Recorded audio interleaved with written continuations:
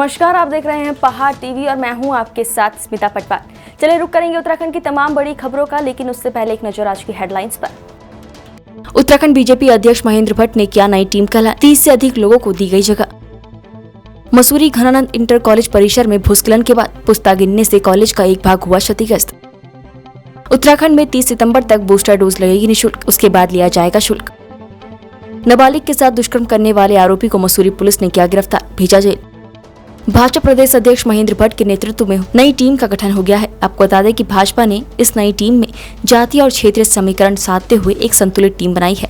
आपको बता दें कि प्रदेश उपाध्यक्ष के तौर पर पूर्व विधायकों को भी शामिल किया गया है। बलवंत भौर्याल, मुकेश कोहली, देशराज कर्णवाल, कैलाश शर्मा, कुलदीप कुमार, कल्पना सैनी, शैलेंद्र बिष्ट, नीरू देवी शामिल है। वहीं खिलेंद्र चौधरी, राजेंद्र बिष्ट और आदित्य कोठारी को प्रदेश महामंत्री की जिम्मेदारी दी गई है। केदारनाथ पूर्व विधायक आशा नौटियाल को प्रदेश कार्यकारिणी में महत्वपूर्ण जिम्मेदारी मिली है। आपको बता दें कि आशा नौटियाल को महिला मोर्चा की प्रदेश अध्यक्ष बनाया गया है। आशा नौटियाल केदारनाथ विधानसभा से 2 बार विधायक रह चुकी हैं। वहीं उन्हें संगठन ने इस बार बड़ी जिम्मेदारी दी है। उत्तराखंड में 19 और 20 अगस्त को हुई मूसलाधार बारिश के बाद आई प्राकृतिक आपदा ने किस कदर तबाही मचाई, उसका मंजर पहाड़ी क्षेत्रों में साफ देखा जा सकता है। इस बारिश के कारण पहाड़ी क्षेत्र सीला चौकी, गडुल, सन गांव के ग्रामीणों को भारी परेशानी उठानी पड़ रही है। क्षेत्र में हुई मूसलाधार बारिश के बाद आई प्राकृतिक आपदा से सीला चौकी मार्ग बुरी तरह से प्रभावित हुआ है। साथ ही क्षेत्र में बिजली, पानी के साथ सड़क मार्ग को भी भारी नुकसान हुआ है। पहाड़ी क्षेत्र के 5 गांवों को जोड़ने वाली पुलिया मूसलाधार बारिश के कारण बहने के कगार पर है।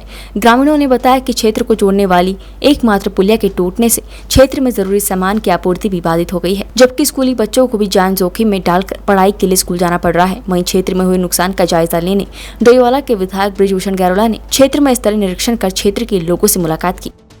हम सब लोगों ने देखा है और पूरी काफ़ी क्षेत्रों में हम लोग उसी दिन से सुबह से लगातार लगे हैं। क्षेत्र में जहाँ पर नुकसान हुआ है, हमारे प्रशासन के विभाग के सभी विभागों के हमारे कर्मचारी अधिकारी सब लोग सुरक्षित स्थानों में पहुँचाने के लिए लोगों के लिए लगातार काम कर रहे हैं। और यहाँ पर भी ये सिल्ला चौकी से लेकर के पूरा हमारे गडुल क्षेत्र में भी काफ़ी नुकसान हुआ है। इधर सनगांव में भी जाने का रास्ता बंद हो गया है, तो इसको तत्कालिक बैकअप भी व्यवस्था करने के लिए भी हम लोग लगे हैं, विभाग के कर्मचारी लोग लगे हैं। और ये जैसा आप देख रहे हैं यहाँ पे ये कुंडली जाने वाला जो मार्ग है, हमारे पुल टूट गया है, तो इस पर भी बहुत जल्दी जैसे पानी का स्तर कम होता है उसको हम इसका फिलहाल आने जाने के लिए किसी को दिक्कत ना हो, इसको टेम्परेरी उस पर इसको ठीक करवाएंगे। और अधिकारियों को निर्देश दे दिया। माननीय मुख्यमंत्री जी ने भी लगातार कहा है कि जहाँ पर कई दिक्कतें हैं उसको तत्काल इसको ठीक कर दिया जाए। तो इस पे क्या जा रहा है, अधिकारी भी कर रहे हैं और साथ में इसका रिपोर्ट हमारे पटवारी तहसील से भी हमारे लोगों ने आकर के रिपोर्ट शासन को भेज दी। जी बिल्कुल। वैसे तो हमारी दूरभाष से भी वार्ता हुई थी और आज अभी रास्ते में भी बात हुई है और विधायक जी के संज्ञान में पूर्ण रूप से है। और जो सक्षम अधिकारी अधिशासी अभियंता जल निगम, जल संस्थान और आपके लोक निर्माण विभाग के अधिकारी एरिगेशन के, माइनर एरिगेशन के सबके संज्ञान में हमने बिल्कुल तत्काल प्रभाव से दूरभाष से वीडियो वगैरह करके उनको बता दिया गया है और कर्मचारी लगे हुए हैं। थोड़ा दिक्कत तो जी जल्दी सुधरेगी, बिल्कुल सुधरेगी, बहुत अच्छा रहेगा। ये सर ये परसों ही हुआ ना, जो ये परसों ज़्यादा बारिश हुई, हाँ 20 तारीख की जो बारिश हुई उससे जो है ये जो है पुल जो है डैमेज हो गया है। तो ये अब मान के चलिए कि गाँव की पूरी लाइफ लाइन ये मात्र एक रोड है जिससे कि पूरा गांव इसी पे निर्भर है, दूसरा कोई वैकल्पिक मार्ग है नहीं। तो इसलिए ये है कि हमारा भी शासन प्रशासन से अनुरोध है कि जल्दी से जल्दी इसको जो है वो किया जाए कि जिससे गांव वालों को कोई दिक्कत ना हो। आज विधायक जी हैं, हाँ जी, तो आपको लग रहा है कि अब सरकार तक समस्या? देखिए सरकार तक तो ये पहले भी चल गया था और अब विधायक जी आ गए हैं तो अब तो और ज़्यादा उम्मीदें बढ़ गई हैं कि ये काम बहुत जल्दी होगा और सभी गाँव वालों को उम्मीदें हैं। माननीय विधायक जी से तो बहुत ज़्यादा उम्मीदें हैं कि वो इस क्षेत्र के लिए जल्दी से जल्दी कुछ ना कुछ करेंगे और जो ये हमारी रोड है इसके लिए जल्दी से कुछ ना कुछ कार्य किया जाएगा। यूके SSS पेपर लीक मामले में एसटीएफ मुख्य आरोपी हाकम सिंह की 3 और शिक्षक तनु शर्मा की 2 दिन की पुलिस कस्टडी रिमांड मिली है। एसटीएफ हाकम सिंह को धामपुर और उत्तरकाशी लेकर जाएगी। बताया जा रहा है कि अभी हाकम सिंह से पूछताछ के बाद तमाम कड़ियां मिलेंगी। इसके अलावा अभ्यर्थियों को इकट्ठा कर उन्हें हल किया हुआ पेपर मुहैया कराने के आरोपी शिक्षक से भी एसटीएफ और पूछताछ करना चाह रही है। 13 अगस्त को एसटीएफ ने शिक्षक तनु शर्मा को गिरफ्तार किया था। इसके बाद नौकरियों का सौदागर जिला पंचायत सदस्य हाकम सिंह रावत भी शिकंजे में आया था। पता चला था कि उसने नकल के लिए धामपुर में एक फ्लैट को सेंटर बनाया था।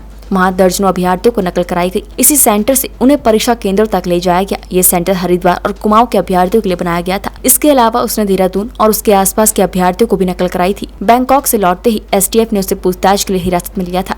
कुछ देर पूछताछ के बाद उसे गिरफ्तार कर लिया गया, लेकिन कई सवालों का उत्तर एसटीएफ को नहीं मिला है। इन्हीं के जवाब ढूंढने के लिए एसटीएफ ने हाकम सिंह रावत की पुलिस कस्टडी रिमांड मांगी थी। एसटीएफ के एसएसपी अजय सिंह ने बताया कि न्यायालय ने हाकम सिंह की 3 दिन की पुलिस कस्टडी रिमांड मंजूर की है, जबकि शिक्षक तनुज शर्मा की भी 2 दिन की पुलिस कस्टडी रिमांड दी है। दोनों को मंगलवार सुबह से पुलिस कस्टडी रिमांड में लिया गया है।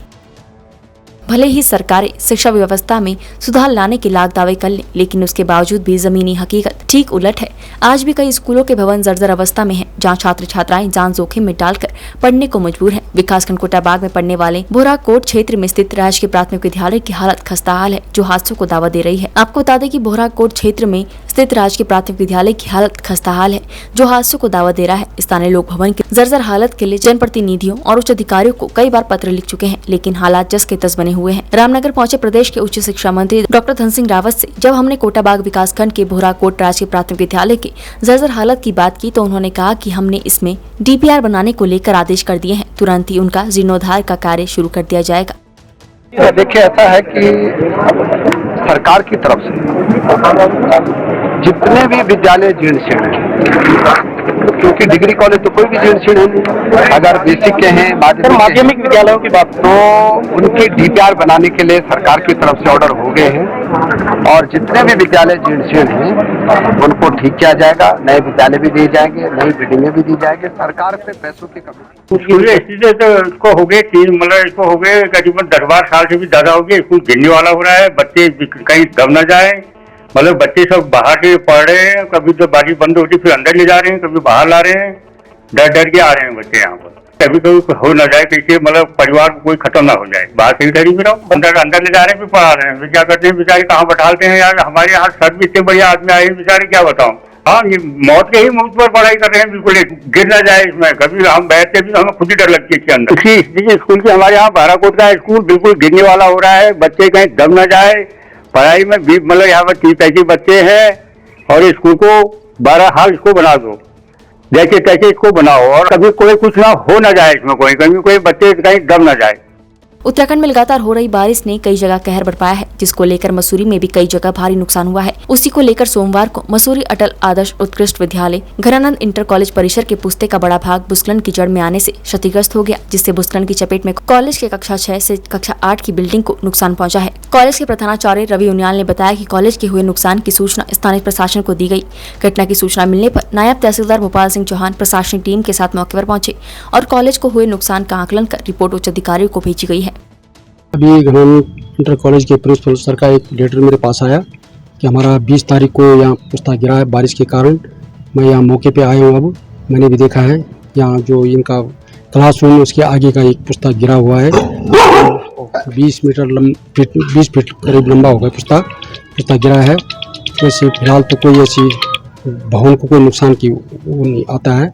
इसके लिए हम जो है रिपोर्ट आगे भेज देंगे। जो भी विभागीय क्षति है, विभाग जो इसका तकनीकी विभाग इसका पराकलन करेगा, उसके बाद पुस्ते के लिए जो भी है बजट पास होगा। फिलहाल स्कूल बिल्डिंग को तो किसी प्रकार का कोई खतरा नहीं? फिलहाल तो ऐसे बिल्डिंग को कोई खतरा महसूस नहीं होता।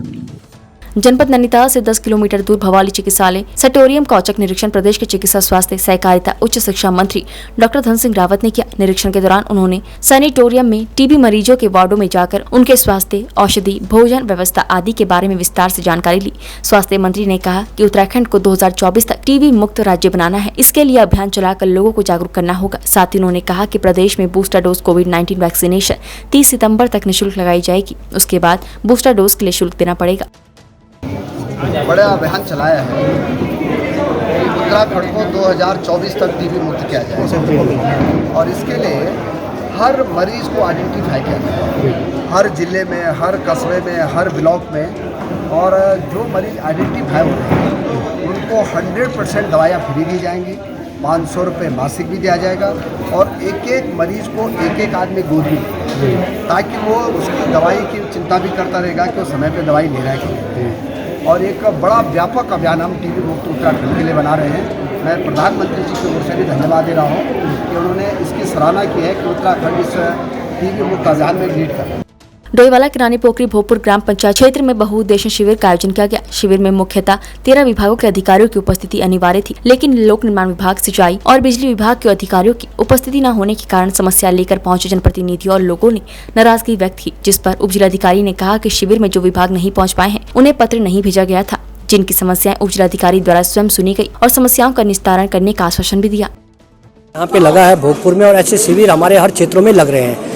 इसमें 13 विभागों के यहाँ पे अधिकारी कर्मचारी सब आए हैं और क्षेत्र की जनता भी यहाँ पे शिविर में आई है। हमने जो कर्मचारियों से बात की है, अपने क्षेत्र की जनता से बात की, जैसे खाद्य की कोई समस्या थी, अपने पशुपालन विभाग, स्वास्थ्य विभाग, अपना बाल विकास विभाग और से सभी विभागों से, इनमें कर्मचारियों से बात की है और जनता को इसमें कोई परेशानी का सामना न करना पड़े। ये शिविर का आयोजन इसीलिए किया गया है कि जनता का जो भी तत्काल जो भी है, चाहे उनका प्रमाण पत्र बनने हैं, सर्टिफिकेट बनने हैं, अन्य चीज़ें जो भी होना है, तत्काल उस पर उनको उसका लाभ मिल सके। की सूचना नहीं मिली। हमने बात रखी है कि हमने कहा ये विभाग होने चाहिए जिनकी सबसे ज़्यादा जरूरत है जनता को, वो विभाग इसमें नहीं है। फिर हमने अपनी बात रखनी चाहिए कि हम सारी समस्याएं बता रहे हैं, तो उसमें भी इन्होंने बोला कि अभी आप रुक जाइए। तो ऐसे में हम लोग क्या करेंगे बैठ के? हम लोग प्रतिनिधि है जनता के, जनता का अगर हम लोग दुख बताएंगे, नहीं सुनेंगे, तो अब क्या फायदा हमारा? तो हमें थोड़ा सा अच्छा नहीं लगा। हम लोग मैं कुछ चाह रहा हूँ, बहिष्कार नहीं बोल सकता मैं। प्रधान संगठन बहिष्कार करेगा। 2020 में शिविर मैंने लगाया था, जिसमें डीएम साहब 4 घंटे बैठे थे। वो शिविर होने चाहिए थे, आज वो शिविर नहीं है। तो मैं बहिष्कार के लिए नहीं बोल सकता, मैं खुद जा रहा हूँ। मैं ऐसी मीटिंग में नहीं बैठ सकता जिसमें हमारी सुनवाई नहीं हो रही है। हम जनता के लिए आ रखे, जनता ने हमें चुन रखा। हम सुबह 8 बजे से शाम को 8 बजे तक अपनी जनता के बीच में रहते हैं। अधिकारी आ रहे हैं तो क्या करेंगे हम लोग, जो हमारी सुननी नहीं किसी ने। महादेव खाले से संबंधित भोजपुर से जाकर के दाबड़े में इतना पानी लाया है इस साल, और मलबा की पूरी सड़क तोड़ दी है। घरों में घुस रहा है, खेतों को बिल्कुल जो है मलबे से पाट दिया। आवागमन बिल्कुल बंद हो गया, पूरी सड़क टूट चुकी है। जी हाँ, विद्या मंदिर के सामने से अभी जो है छोटे बच्चों का उन्होंने बिल्कुल जो नर्सरी लेवल पे स्कूल खोला है। अब आप खुद समझ सकते हैं कि इतने छोटे बच्चे कैसे आएंगे बिना सड़क के। हर साल ये समस्या आती है। इस साल तो पूरी सड़क ही तोड़ दी। क्या चाहते हैं? मैं हाई कोर्ट तक गई हूँ सर। मैं चाहती हूँ कि इसको जो है निकासी करके जाखन में डाला जाए। वही आदेश दिया था हाई कोर्ट ने 20 में, लेकिन अभी तक सरकार ने कुछ नहीं किया। वर्तमान में तो मैं केवल इतनी प्रार्थना लेकर आई हूँ कि एक पुलिया बना दी जाए ताकि लोग आ जा सकें। आज भोजपुर पंचायत घर में एक बहुउद्देशीय शिविर का आयोजन जिलाधिकारी महोदय के निर्देश पर किया गया है, और इसमें जो हमारे डिपार्टमेंट है, जो जिनसे लोगों का ज़्यादा जुड़ाव है, जैसे कि समाज कल्याण है, राजस्व है, कृषि है, उद्यान है, पंचायती राज है, विकास विभाग है, और अन्य ऐसे ही 13 विभागों को जो है सूचना दी गई है, और सभी ने यहाँ पर स्टॉल लगाए हैं। अभी तक हमारे पास 15 से अधिक जो है शिकायतें प्राप्त भी हो गई हैं, और जिनकी सुनवाई जो है हम एक एक करके कर रहे हैं। मुख्यतः जो शिकायतें प्राप्त हुई हैं वो यहाँ पर एक महादेव खाला है, और बरसात का सीज़न चल रहा है, तो उसमें कुछ जो है अतिवृष्टि के बाद जो है उसका जो पानी है लोगों के घरों में भरा है, उसको लेकर के लोगों की ज़्यादा शिकायतें हैं जो कि सिंचाई विभाग से जुड़ी हुई हैं। उनको हम जो है इसमें निर्देशित कर रहे हैं, और साथ में जो अन्य शिकायतें वो मिली हुई हैं, कुछ बंदरों का, सूअरों का, जंगली जो सूअर हैं उनको लेकर है, कुछ जल संस्थान से जुड़ी हुई शिकायतें हैं, कुछ रेवेन्यू को लेकर के हैं जो कि अतिक्रमण के लेकर हैं, तो उनको हम सुनवाई कर रहे हैं, और जो यहाँ पर निस्तारित होने योग्य है उनको यहीं पर देहरादून के डीएवी कॉलेज में छात्रों ने कॉलेज के प्रिंसिपल पर भ्रष्टाचार का आरोप लगाया है। मंगलवार को छात्र नेताओं ने विरोध प्रदर्शन करते हुए प्रिंसिपल की शव यात्रा निकाली। छात्रों का इस बात को लेकर भी विरोध है कि जब प्रवेश प्रक्रिया, ऑनलाइन पंजीकरण और मेरिट आधार पर हो रहे हैं, तो कॉलेज प्रशासन ने 12,500 प्रोस्पेक्ट्स क्यों प्रकाशित की है। छात्रों ने आरोप लगाया कि विवरणी का एक घोटाला है। वहीं छात्र अन्य मांगों को लेकर भी धरना प्रदर्शन कर रहे हैं।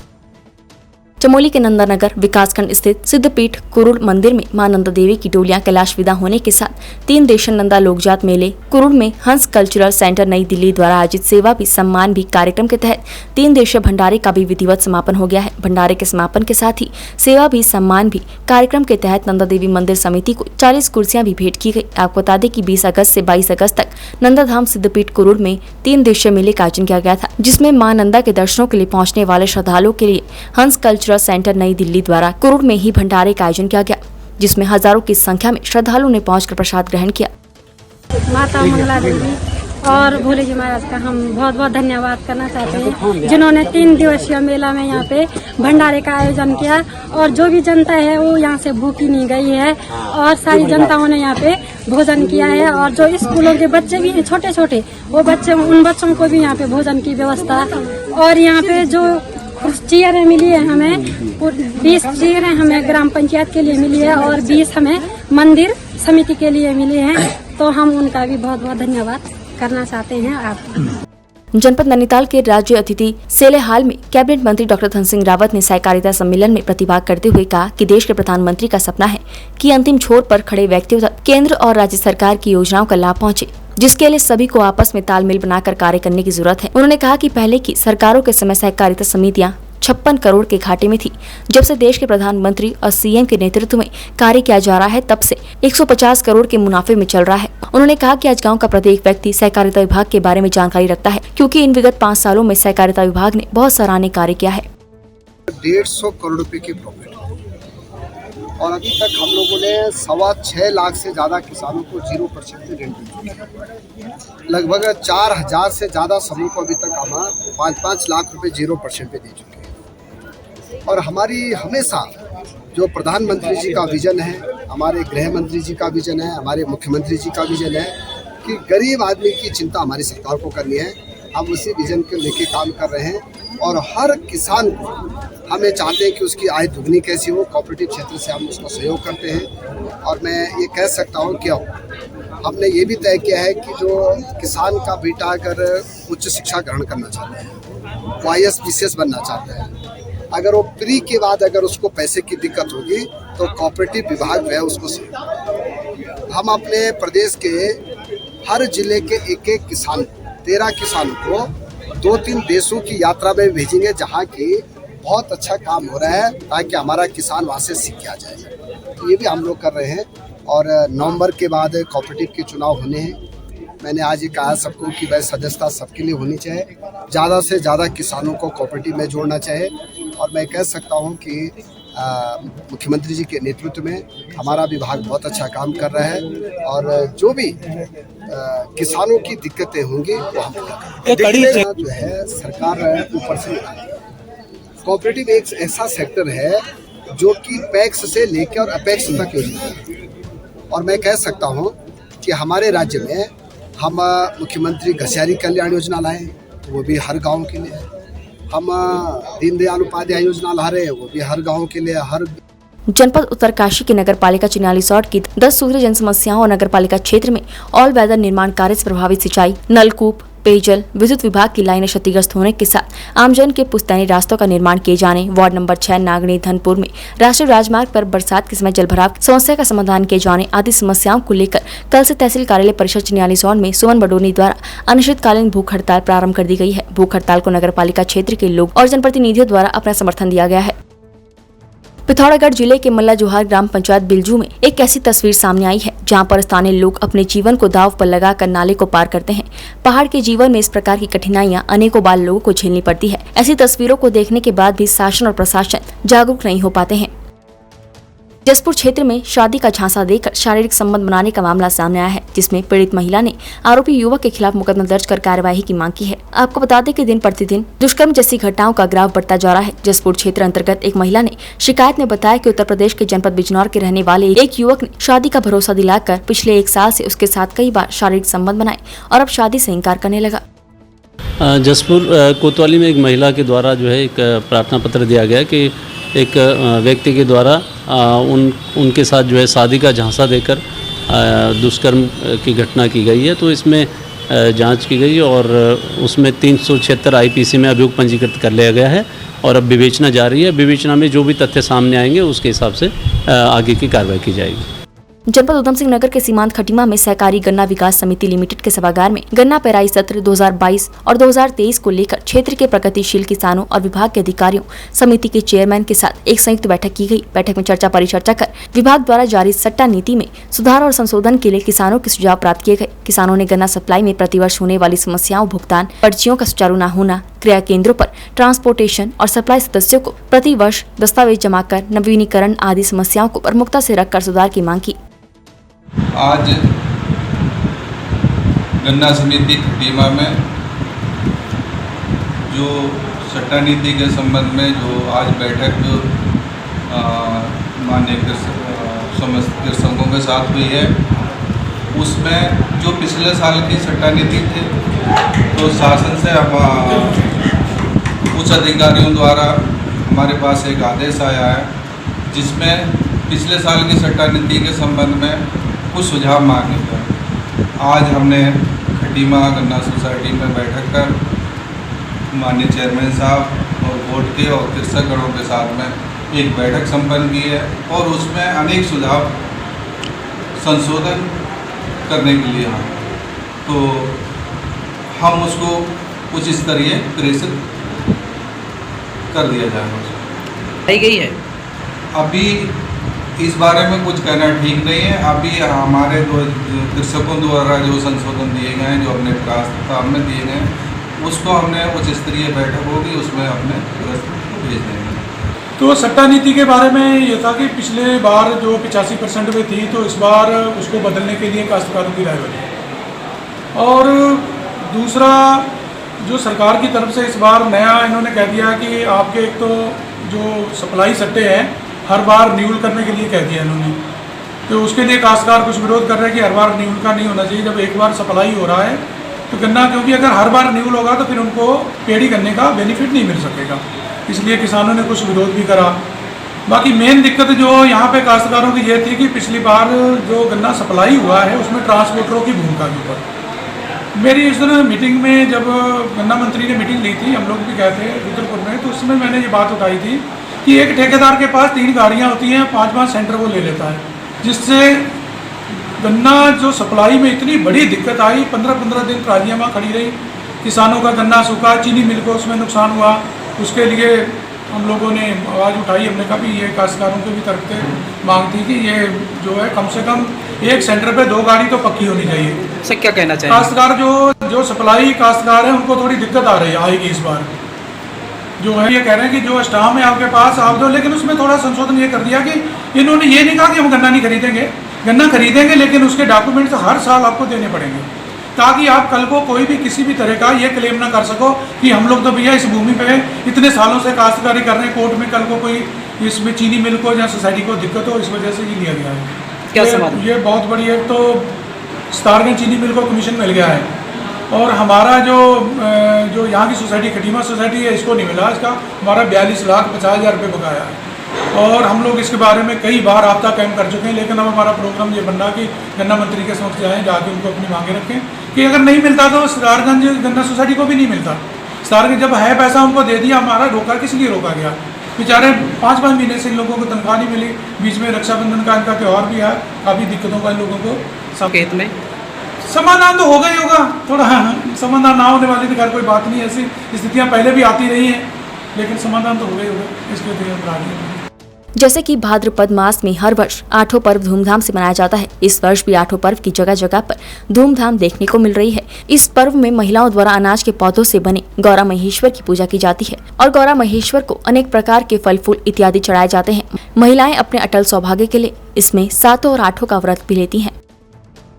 आज उत्तराखंड क्रांति दल के कार्यकर्ताओं ने जिला अध्यक्ष संजय डोभाल के नेतृत्व में डोईवाला तहसील पहुंचकर उप जिलाधिकारी के माध्यम से राज्यपाल को ज्ञापन प्रेषित करते हुए पिछले 10 सालों के भीतर सरकारी नौकरी के लिए हुई विभिन्न परीक्षाओं के माध्यम से UKSSC, UKPSC, विधानसभा प्रशासन और अन्य विभागों में की गई भर्ती घोटालों की निष्पक्ष जाँच कराने की मांग की है।